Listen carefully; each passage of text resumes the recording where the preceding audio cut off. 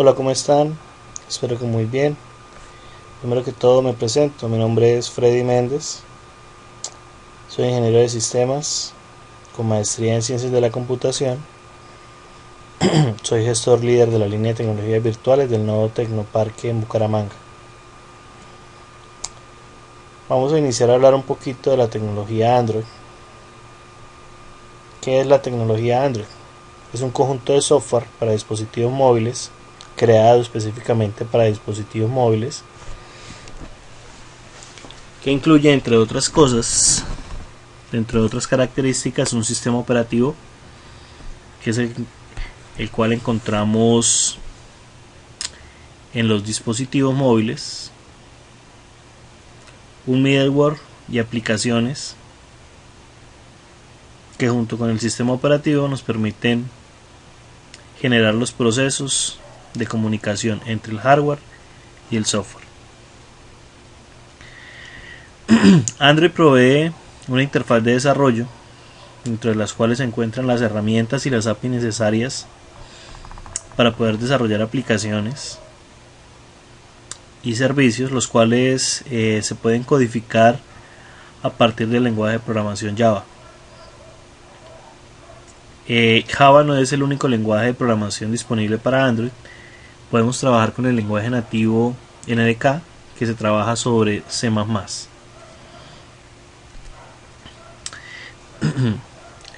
Dentro de las características que podemos encontrar en la tecnología Android es la posibilidad de extraer el hardware del software. Básicamente vamos a desligar lo que tiene que ver con las características propias del hardware de los dispositivos de los requerimientos del sistema operativo. Cuando se trabajó la computación de PCs tradicionales,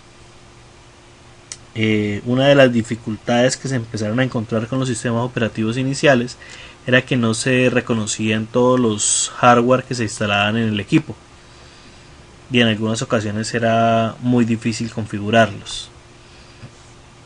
Estas dificultades pues no deben presentarse a nivel de dispositivos móviles, y mucho menos con esta tecnología que fue pensada específicamente para ser utilizada en cualquier dispositivo móvil.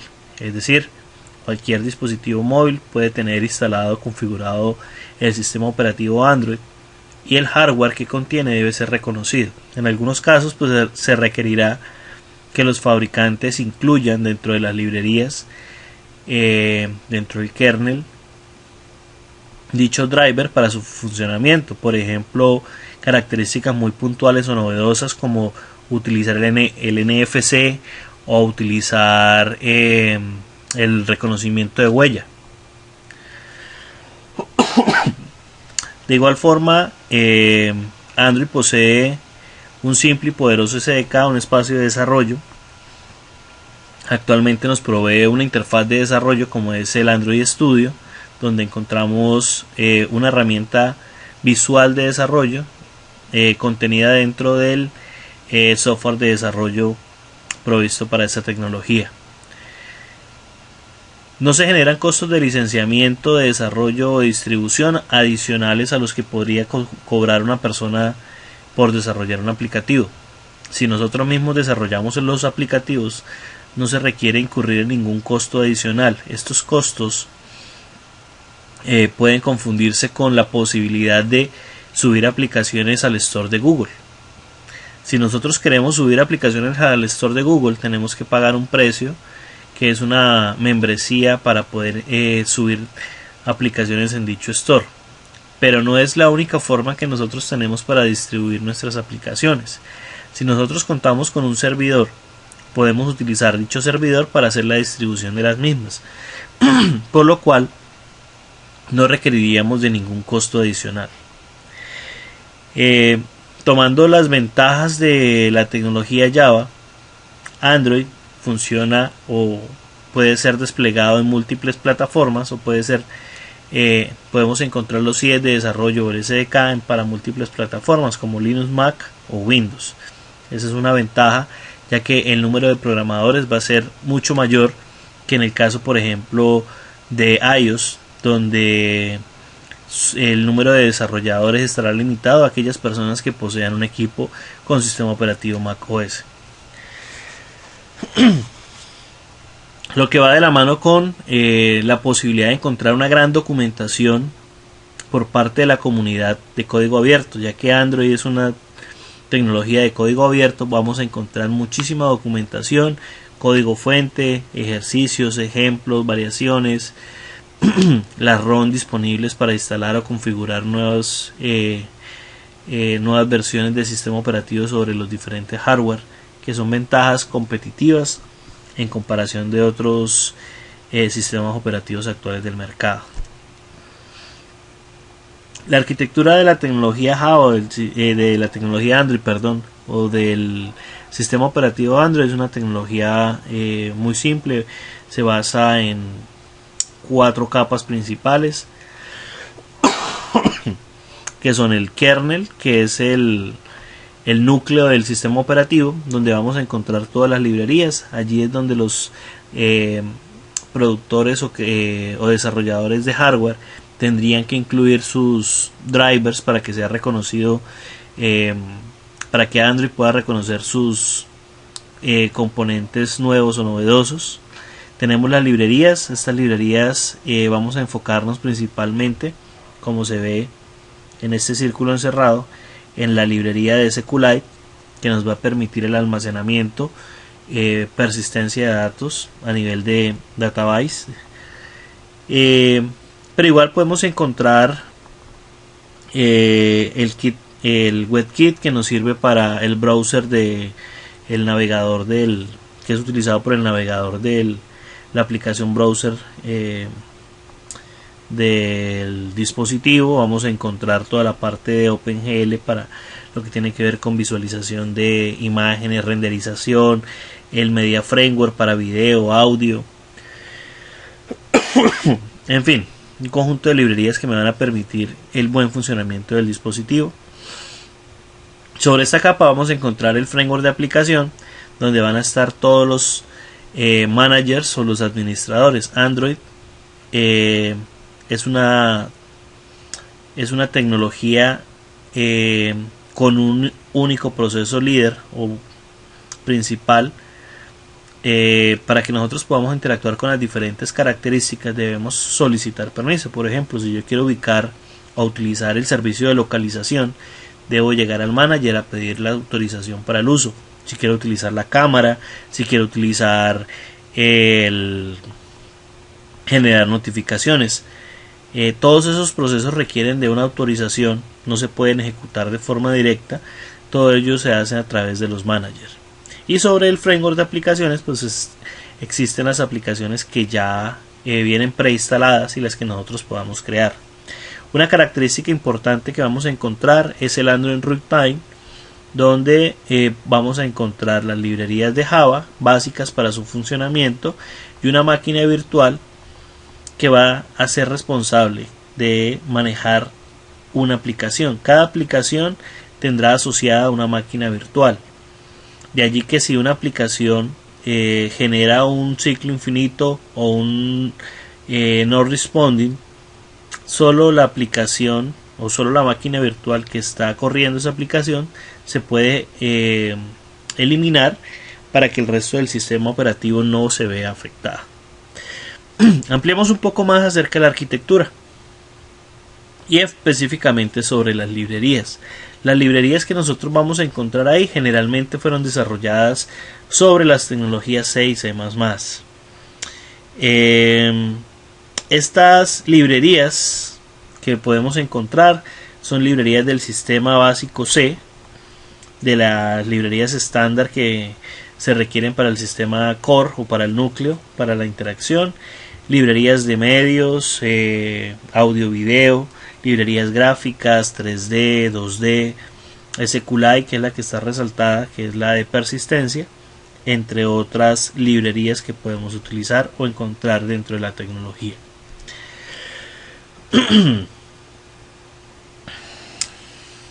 Algo que nos lleva a pensar o a generar la necesidad de trabajar con SQLite es la persistencia de datos. ¿Cómo hacemos para que los datos sean persistentes en nuestro dispositivo?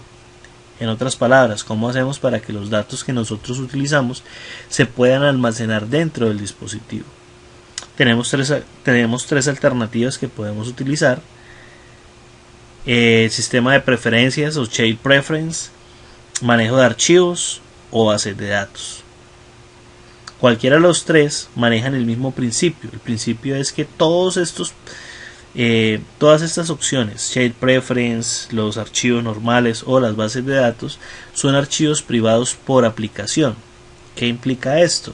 Que la información que se crea por una aplicación, sea un archivo, un Child Preference o una base de datos, solo puede ser accedida por dicha aplicación. De tal forma que la única manera que podemos encontrar nosotros para compartir datos es a través de los Content Providers, que son unas clases que permiten el intercambio de información. Más adelante se podrán observar estas características, pero por ahora les puedo contar que es muy similar al manejo de las bases de datos. Entremos un poco a lo que tiene que ver con las dos primeras, que serían los preference y los archivos. Cuando hablamos de la Child Preference, hablamos de la posibilidad de guardar configuraciones del usuario, que el usuario quiere un color de fondo, quiere un tamaño de letra. Este tipo de información puede ser almacenada de forma satisfactoria. Por ejemplo, si yo quiero saber si un usuario ya se logueó en mi sistema, también puedo utilizar el Child Preference para guardar una identificación o un ID que me permita garantizar que el usuario efectivamente se validó de forma satisfactoria en el sistema y no tenga que volver a pedirle el usuario y la contraseña. Este tipo de información se almacena a partir de una tupla de valores, de una tupla llave-valor, donde la llave sería como el nombre de la variable y el valor, valga la redundancia, el valor asociado a dicha variable. La Child Preference soportan los tipos primitivos. Estamos hablando de los 8 tipos de datos primitivos de la tecnología Java, los numéricos, los textuales y los lógicos, y se recomienda que se almacenen estas preferencias cada vez que se salva la instancia de una activity o al momento de detener la activity, en caso de que requiramos actualizar o guardar la información.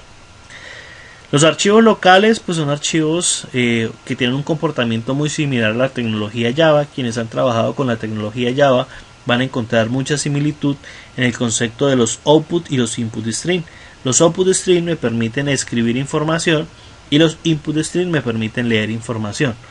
Entonces aquí quienes han tenido la posibilidad de trabajar con esta tecnología de Java pues no van a encontrar ninguna diferencia significativa en el comportamiento.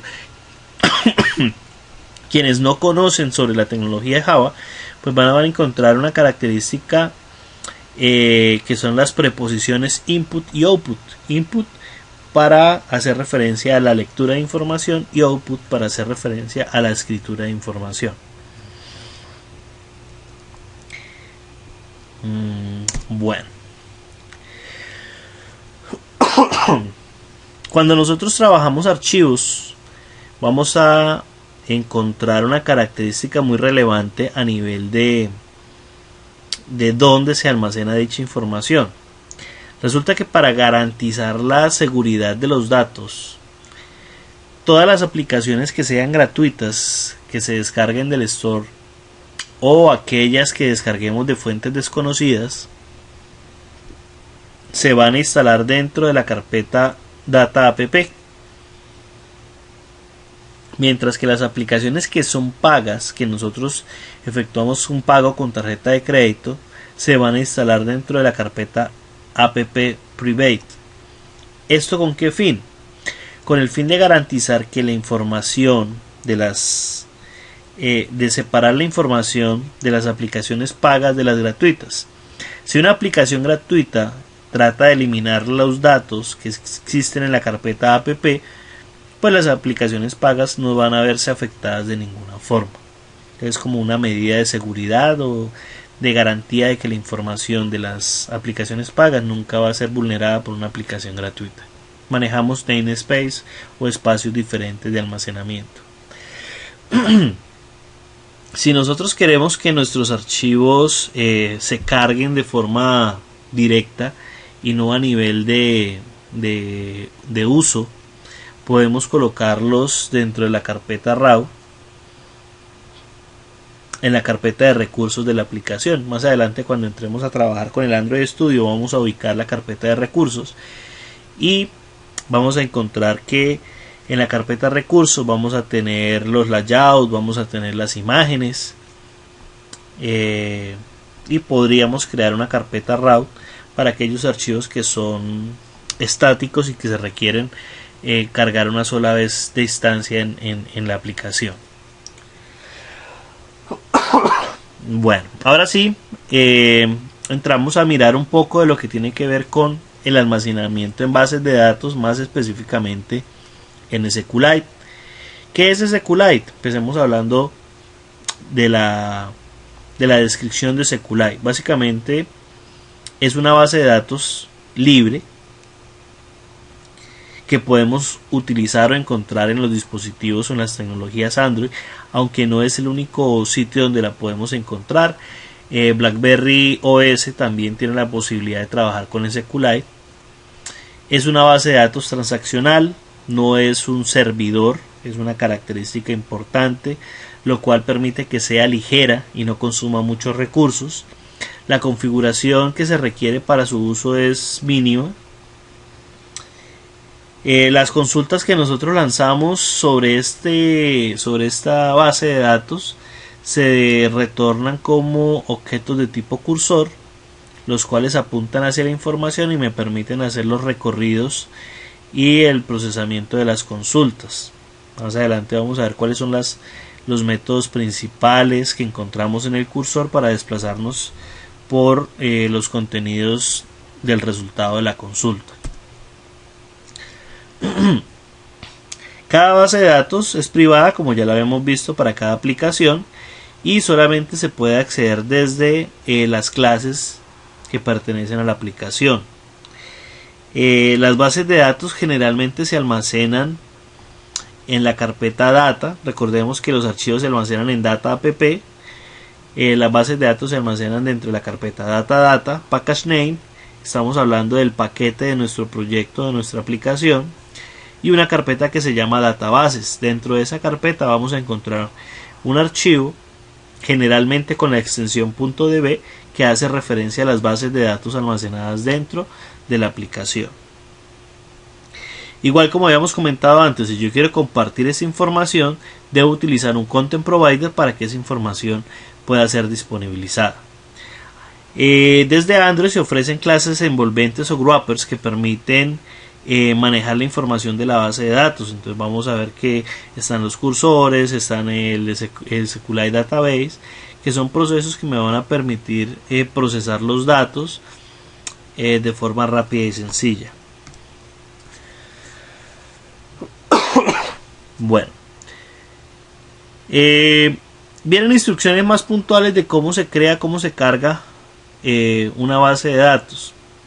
Vamos a hacer una pausa sobre la parte teórica y vamos a ir un poco al quehacer del Android en forma directa. Entonces estamos utilizando el Android Studio. Para el Android Studio vamos a crear un nuevo proyecto.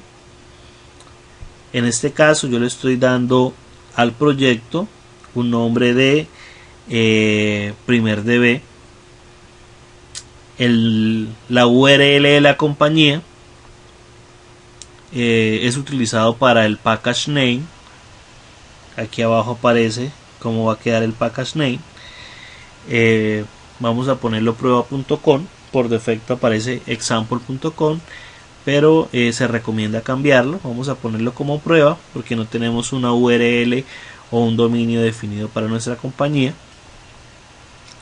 Se recomienda que se utilice el nombre de la compañía. ¿Por qué? Porque cada compañía es responsable de crear sus propias aplicaciones, de tener sus propias jerarquías, y la probabilidad de que dentro de un mismo paquete se encuentren dos clases con el mismo nombre es reducida cuando la misma compañía trabaja sus clases. Si nosotros cada uno de nosotros creamos un paquete prueba.com y compartimos la información en diferentes, cada uno envía diferentes aplicaciones que utilicen una misma clase. Cuando las instalemos en el sistema operativo, vamos a encontrar que va a haber un problema de compatibilidad.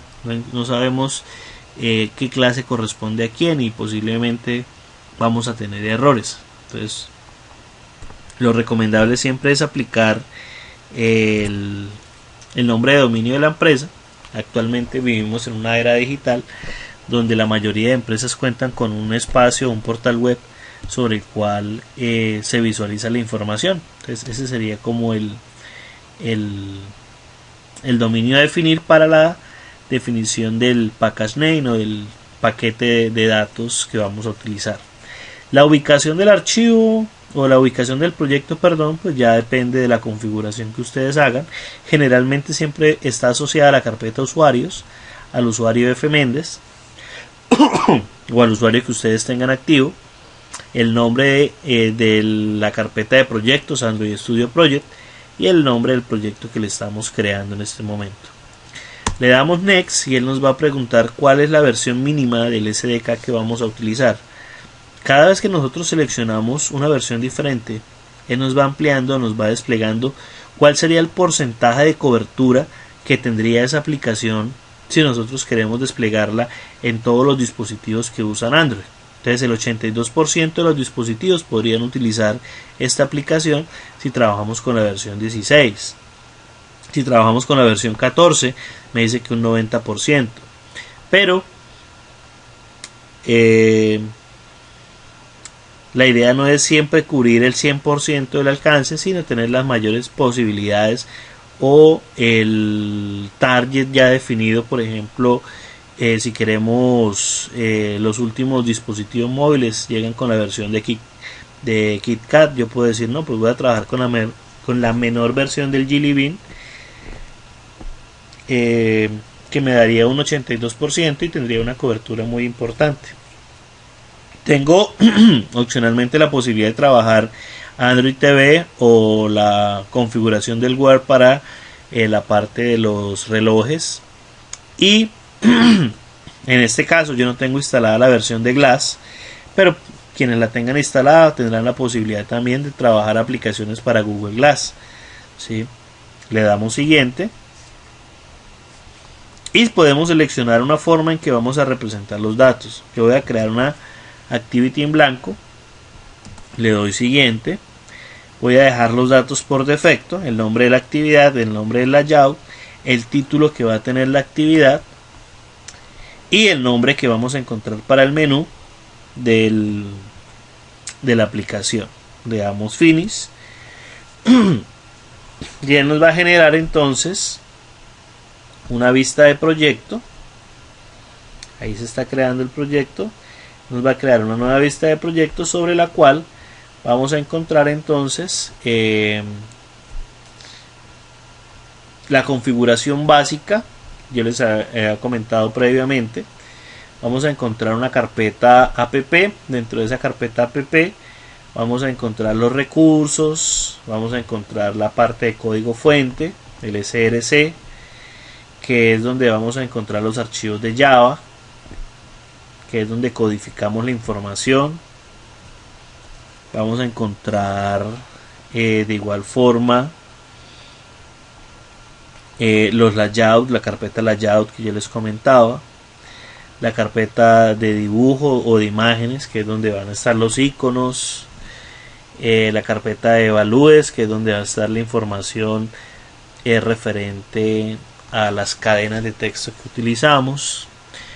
Bueno, esto ya es foco de otro contexto. Vamos a ir a lo que nos compete en este caso, que sería el manejo de base de datos. Nosotros podemos ver algunas bases de datos previamente instaladas por el dispositivo. Sí, lo podemos hacer. Podemos utilizar el Android Device, el Android Virtual Device, que es el AVD, que me permite desplegar una máquina virtual yo voy a utilizar esta versión de Android 4.3 que fue la que seleccioné. Le doy en el botón de Start y me dice que ya está corriendo. Efectivamente, yo ya tengo corriendo esa máquina virtual. Aquí tengo la máquina virtual con el Android 4.3 y esta máquina virtual me permite, dentro de otras características, por ejemplo, a través del monitor, Android Device Monitor, desplegar la información de los datos que tiene el emulador. Este emulador que tenemos acá es un emulador a nivel de software que emula de forma completa las características del sistema operativo, y en algunos casos algunas características de hardware también son emuladas. Una recomendación, que es por lo cual yo tengo abierto el emulador, es que después de que corramos el emulador no lo cerremos, porque el proceso de carga del emulador es un proceso muy largo, y si estamos cerrando y cargando el emulador podemos tomarnos mucho tiempo en probar cambios. Si dejamos el emulador activo, pues no vamos a correr ese problema. Si yo vengo a la opción del File Explorer, vamos a encontrar una carpeta data. Dentro de la carpeta data vamos a encontrar el app para las gratuitas, el app private para las pagas. Vamos a encontrar la carpeta data para lo que tiene que ver con almacenamiento. Vamos a buscar aquí dentro del Android Browse. Vamos a encontrar una carpeta que se llama .data, databases. Y podemos encontrar una serie de bases de datos. Vamos a explorar la base de datos Browser 2. Tenemos dos alternativas para visualizar la información: instalar un visor de SQLite o utilizar la opción de consola. Vamos a utilizar la opción de consola, que es abrir una terminal. Vamos a conectarnos a la máquina virtual, le decimos ADB, nos vamos a conectar al shell de la máquina. Ahí ya estamos conectados. Vamos a ejecutar el comando SQLite 3, que es la versión que tenemos instalada. Vamos a darle la ruta, entonces es data /data/,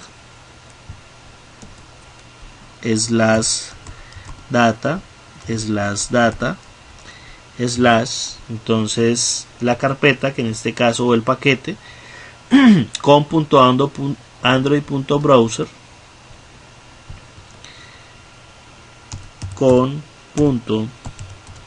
.android.browser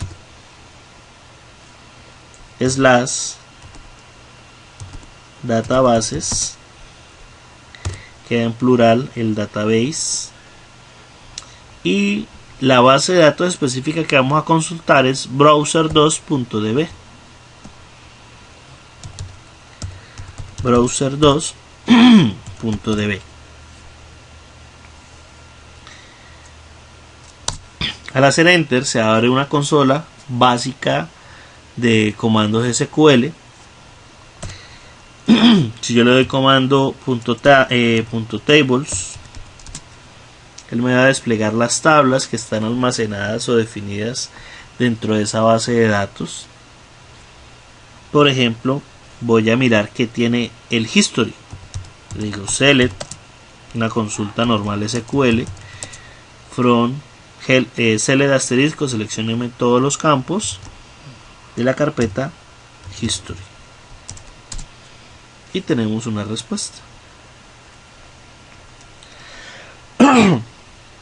Un ID, el nombre o el título de la página consultada y la URL de la página consultada. Pues como vemos, está la información que nosotros podemos consultar de la base de datos. Esta base de datos la podemos consultar desde consola, porque tenemos la potestad de hacer lo que nosotros queramos de nuestra máquina virtual. Si trabajamos sobre un dispositivo móvil, ya no vamos a poder acceder de forma directa a los datos almacenados dentro del dispositivo. Va a ser un poco más restricto. Entonces, como ven, hemos accedido a una base de datos básica, la cual, retomando el concepto de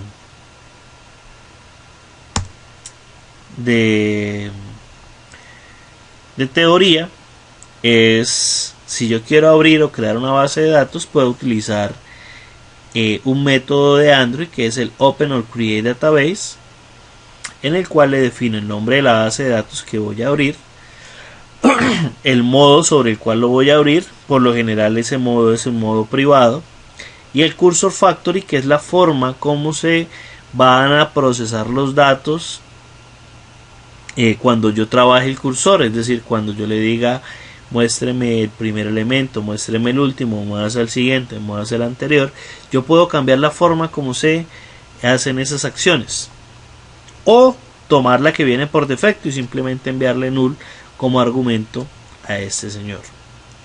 Cuando la base de datos ya ha sido creada, si la base de datos ya se creó, él simplemente la abre. Si no se ha creado, pues no la abre, sino simplemente la crea, y posteriormente a crearla abre la base de datos.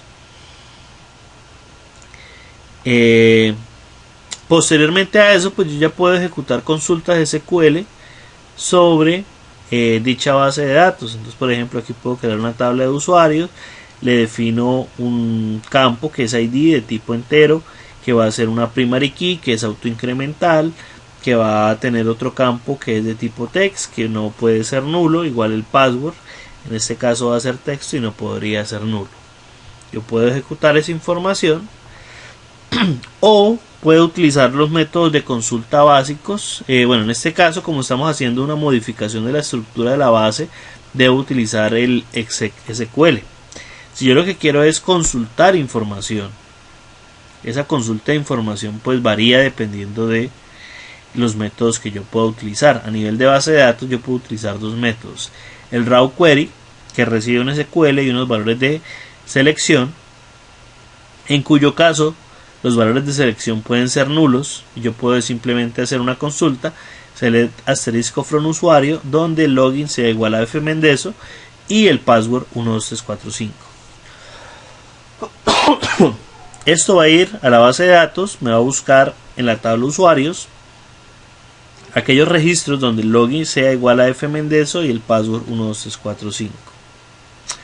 O puedo utilizar la misma consulta, el raw query, pero incluyendo los comodines o los valores de interrogante, que son reemplazados por un arreglo de tipo string que asume los valores que son comodines dentro de la consulta. ¿Sí? Entonces, cuando yo lance el raw query, le envío el SQL con los interrogantes y los valores que se asocian a esos interrogantes. Esta sería la forma tradicional de una consulta SQL. Ahora bien, desde la definición de bases de datos se definen el uso de consultas de una forma más sencilla, que es utilizar el método query, que al igual que el raw query retorna un objeto cursor sobre el cual puedo interactuar para revisar el resultado de dicha consulta. En este caso, el método query recibe el nombre de la tabla, las columnas que quiero consultar, una cadena de selección que sería como la consulta, el where, los argumentos del where en caso de que utilice comodines, cómo voy a agrupar los datos, qué características de having puedo manejar, si tengo alguna forma de ordenar esos valores, y si quiero manejar un límite específico en la consulta también lo puedo enviar. Adicionalmente a este método pues encontramos uno que es casi que el mismo, salvo que incluye como prevariable el uso del distinct. Cuando la variable es verdadera, el distinct es aplicado; cuando la variable es falsa, el distinct no es aplicado. En cualquiera de los casos, para las consultas, los group by los haven y los order pueden ser enviados como valores nulos, dado que los objetos string son o pueden por ser objetos, el valor de envío puede ser un valor nulo. Bueno, vamos a hacer hasta ahí consultas. Vamos a ver cómo sería un ejemplo sencillo creando consultas dentro de la base de datos. Vamos a crear una base de datos y vamos a consultar los datos que tiene. Entonces, lo primero que vamos a hacer en este caso es a modificar. Vamos a incluir dentro de nuestra pantalla, vamos a incluir un componente que es el componente ListView, que lo vamos a arrastrar sobre la pantalla.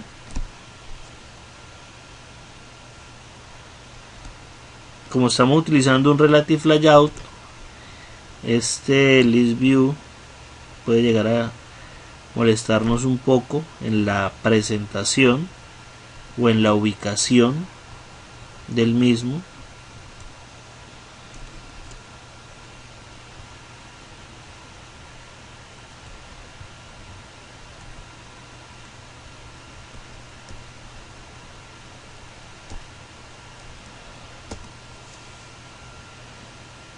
Entonces aquí ya tenemos el ListView, al cual le vamos a poner un nombre. No vamos a ponerle un nombre nuevo, vamos a reutilizar un nombre que ya está definido dentro de la tecnología Android. Entonces vamos a utilizar el @Android . El ID que vamos a utilizar es el ID de list para trabajar con una lista. Bueno, otro cambio que vamos a realizar para hacer un poco más sencillo el ejercicio es que no vamos a extender del Action Bar Activity, sino vamos a extender del List Activity. Control Z.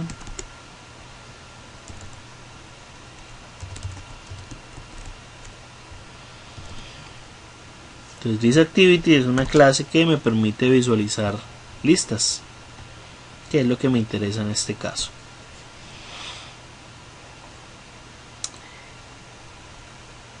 Bueno, ¿qué más vamos a hacer? Vamos a crearle un método privado a este señor que retorne un objeto de tipo ArrayList. Ese ArrayList va a contener objetos de tipo charSequence. Los charSequence son similares a los string.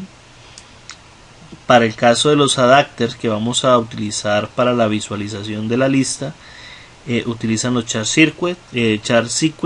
Entonces vamos a crear un objeto de tipo ArrayList que contenga charSequence, que son los objetos que le vamos a enviar directamente a la lista. Vamos a llamar el método getDatos. Y este señor entonces lo que va a hacer es a crear un arreglo de tipo charSequence, vamos a llamarlo datos, y para que nos deje de marcar, bueno, vamos a crear la instancia new ArrayList. Para que nos deje de marcar el error, vamos a decirle que retorne el valor de datos.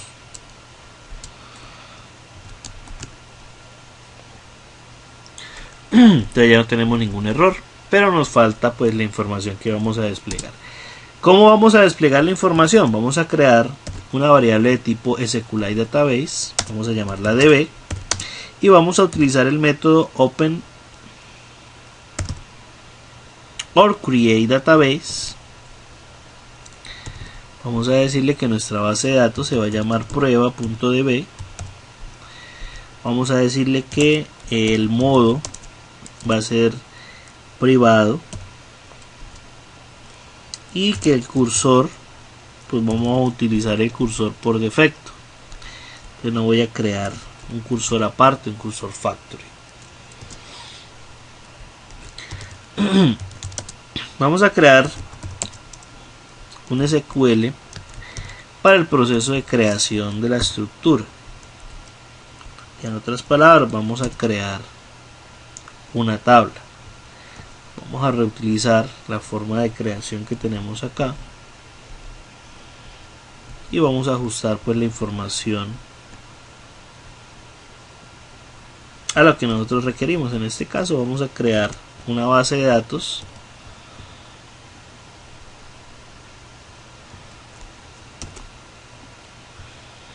vamos a llamarla datos,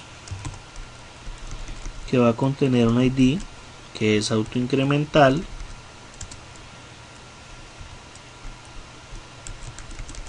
vamos a definirle un campo info, que es un texto not null. Entonces vamos a hacer una tabla sencilla con dos valores, un valor entero y un valor texto, y vamos a utilizar el método execute SQL definido por el database.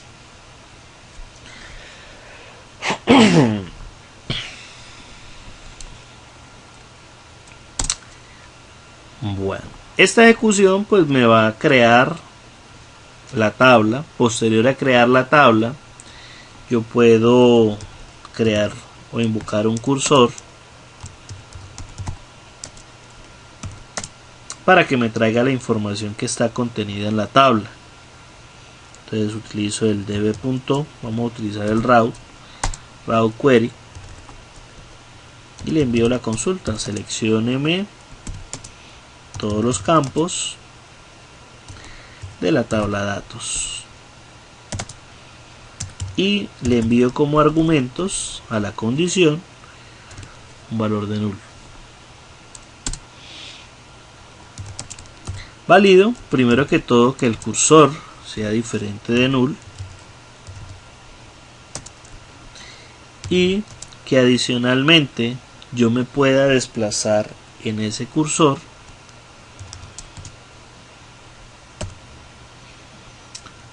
al primer elemento. Si lo puedo hacer, quiere decir que por lo menos tengo un dato, y si tengo un dato pues debo procesarlo. Ese procesamiento lo vamos a hacer con un do while,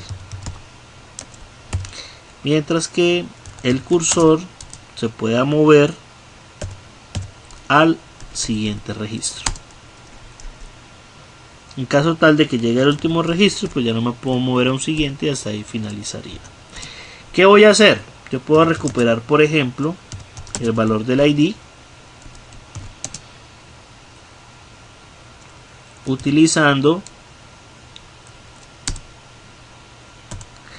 los métodos getInt. Yo le puedo decir tráigame de la posición 0 o del índice 0, que en este caso sería el primer campo, y de igual forma puedo traer la info que está contenida en el cursor punto getString en la posición 1, que sería el info. Yo con esta información puedo hacer lo que yo quiera. Por ahora solo me interesa almacenar la info, que es lo que yo voy a desplegar dentro de la lista. Este método getDatos lo voy a llamar aquí arriba dentro del método onCreate.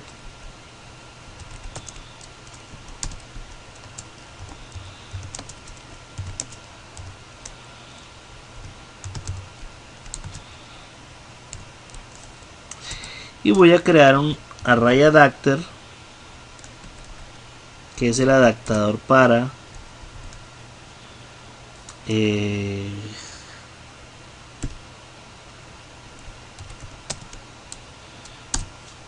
es el adaptador que vamos a utilizar en este caso para los datos que vamos a procesar. Vamos a llamarlo adapter y vamos a crear una instancia a partir de el contexto. El contexto está definido por el activity o por la aplicación.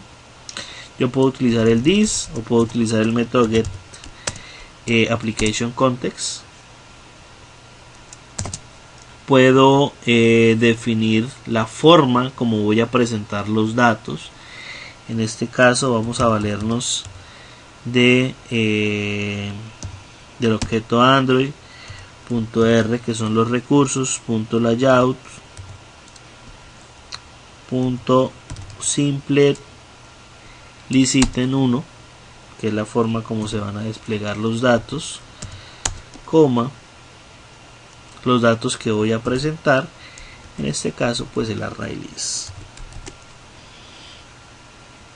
¿Qué hago con esta información? Sencillo, vamos a cargárselo a la lista. Le decimos set list adapter, que le vamos a poner pues el adapter que tenemos acá.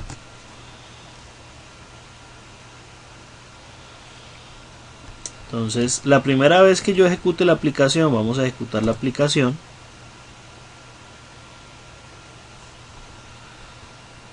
Él va a compilar, va a procesar.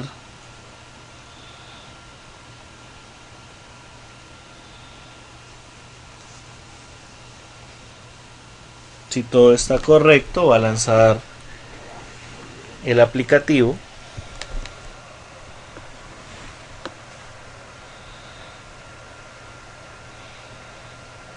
Y me va a desplegar un Hello World y una lista. En este caso la lista estará vacía. Bueno, me dice, ¿dónde lo voy a ejecutar? Voy a ejecutarlo en el emulador Android 4.3, que es el que tengo aquí, Android 4.3.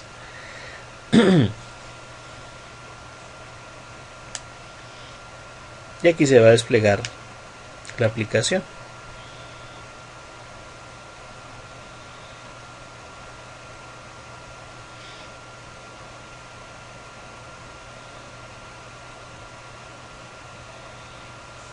Bueno, esperemos un poco mientras carga.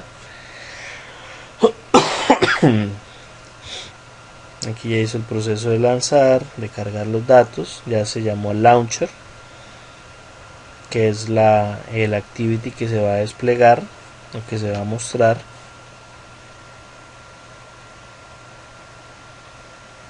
Y aquí tenemos entonces desplegada la aplicación. Hello World no muestra nada más, porque lo único que yo hice fue crear la tabla. Vamos a ir a la terminal. Tenemos que salir de acá, podemos darle control C para finalizar el proceso. Y volvamos a realizar el proceso de conexión a DB Shell. Vamos a conectarnos, pero en este caso, ¿qué vamos a cambiar? Vamos a cambiar el paquete al que nos vamos a conectar. El paquete que nosotros vamos a trabajar fue el paquete que se definió aquí arriba, que es el paquete con prueba primer DB. Pues aquí es donde nos vamos a conectar con prueba primer DB / databases / el nombre que le di a la base de datos. En este caso el nombre fue de prueba.db.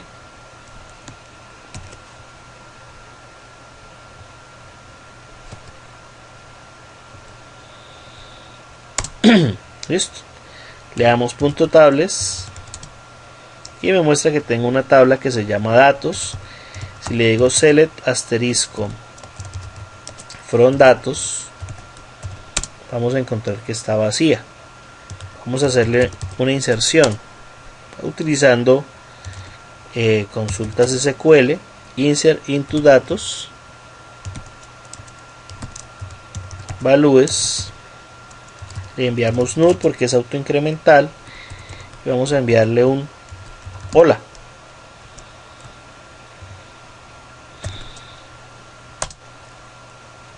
Se insertó hola. Y ahora vamos a enviarle mundo, vamos a enviarle dos datos. Listo. Si yo hago la consulta, ahora ya tengo dos valores, hola y mundo. ¿Qué pasa? Voy a volver a ejecutar la aplicación. ¿Sí? En teoría no deberíamos tener ningún inconveniente. Pues aquí está haciendo el proceso de ejecución de la aplicación. Donde la quiero ejecutar, en el Android 4.3, listo, no hay ningún inconveniente, ejecútela ahí. Y nos debe salir un error. Bueno, en este caso Dice que va a ser un launcher, va a ser el proceso de lanzar la aplicación y tenemos el error. ¿Qué pasó? Resulta que el error que podemos encontrar, a ver dónde nos visualiza la información, aquí en el logcat deberíamos tener los datos.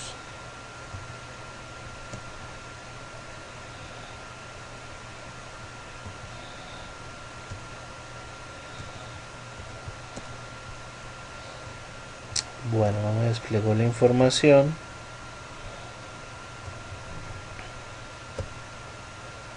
Pero básicamente el error que se está generando, que se está desplegando, es porque él trata de volver a crear la tabla de datos. Como la tabla ya existe, pues él me va a marcar error.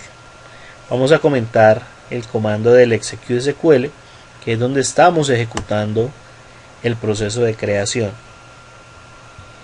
Volvemos a lanzar, esperamos a que la aplicación, en este caso, funcione correctamente. Ya no va a generar ningún tipo de error porque no va a volver a crear la tabla, sino que simplemente va a consultar la información, va a llenar el arreglo con los datos incluidos dentro de la estructura o dentro de la tabla de datos y me los va a presentar como opciones de una lista. Entonces vamos, o nos debe presentar como primera medida, bueno, en este caso se reinició la máquina.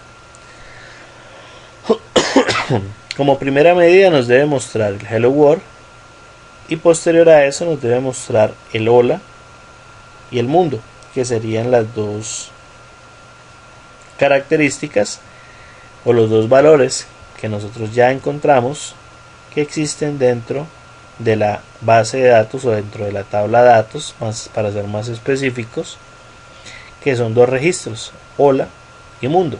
Recuerden que yo solamente estoy tomando la parte del info, que es la parte texto, hola y mundo, y es lo que vamos a desplegar o lo que vamos a visualizar dentro del emulador. Entonces aquí en el registro podemos ver cuál es el comportamiento que se tiene a nivel del emulador. Está cargando la información, que es el proceso de carga que se realiza acá.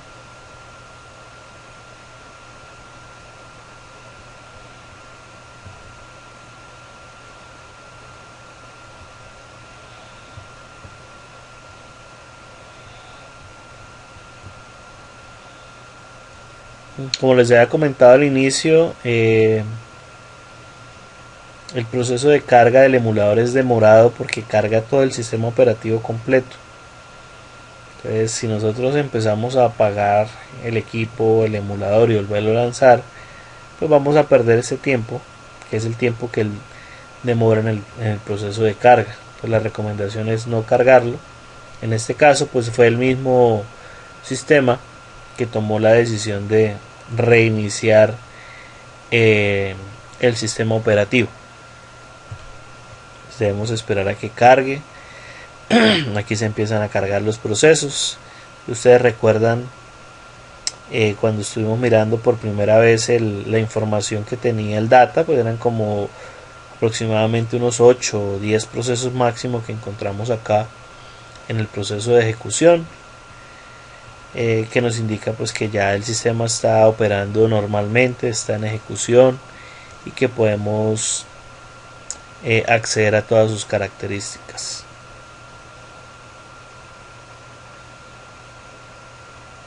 Por ahora pues esperemos aquí el proceso de carga.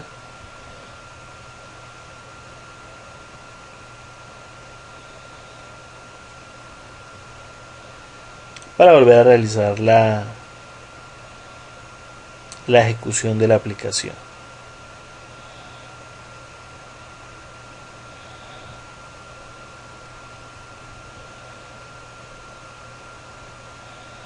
Esperemos un momento, ya está por terminar el proceso de carga. Y aquí hizo el proceso de carga completo. Desbloqueamos la máquina virtual, perdón, la máquina, el emulador, y lanzamos el proceso de ejecución nuevamente. Entonces me va a preguntar en qué emulador lo quiero ejecutar. Le vamos a decir que en el Android 4.3. Él va a hacer el proceso de carga.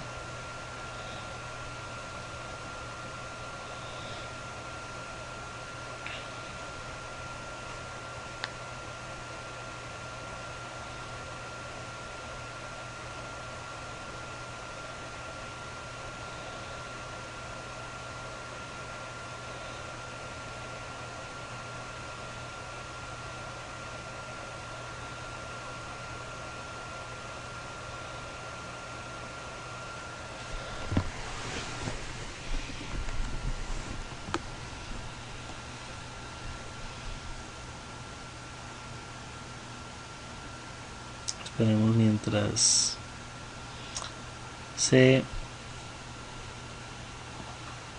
presenta la aplicación. Está un poco lento el sistema operativo, pero bueno, ya estamos por terminar este primer ejercicio práctico, donde estamos abriendo una base de datos, creando una estructura tabla, recuperando los datos e insertando desde la consola de SQLite. Posteriormente pues vamos a ver unas formas más elegantes